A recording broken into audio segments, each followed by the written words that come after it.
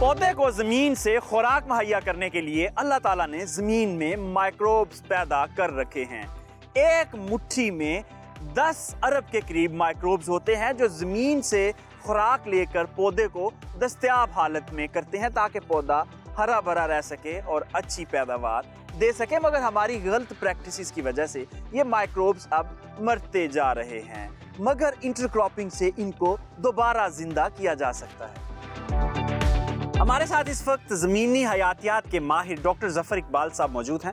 उनसे पूछते हैं कि मखलूत फसलों की काश्त किस तरह ज़मीनी हयातियात को ज़िंदा रखने में मदद देती है और किस तरह इससे ज़मीन की ज़रख़ेज़ी बहाल होती है। जब हम मुख्तलिफ फसलें लगाते हैं एक ही ज़मीन में, एक ही एकड़ में, तो हर फसल की जो जड़ें होती हैं वो मखसूस हयातियाती मादे जो हैं वो खारिज करती हैं, जो कि ज़मीनी हयातियात, बैक्टीरिया और दूसरे जो जानदार हैं या माइक्रो ऑर्गेनिज़म्स हैं उनके लिए खुराक होते हैं।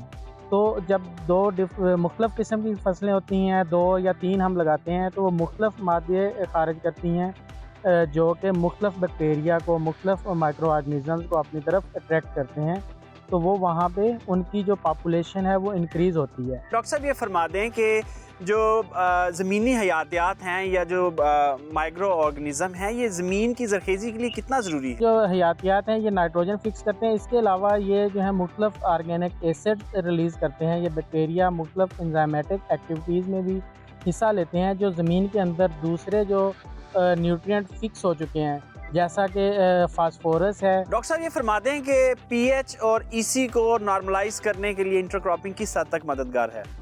जब हम ये बैक्टीरिया या मुख्तलिफ बायोडाइवर्सिटी इंक्रीज़ होती है, जब मुख्तलिफ किस्म के माइक्रो ऑर्गेनिज़म्स वहाँ पे ग्रो करते हैं, तो मुख्तलिफ किस्म के नामियाती मादे खारिज करते हैं जिनके अंदर ऑर्गेनिक एसिड्स मौजूद होते हैं। जी डॉक्टर साहब ये फरमा दें कि ये सारी सूरत हाल में हम कितने % खादों की बचत कर सकते हैं?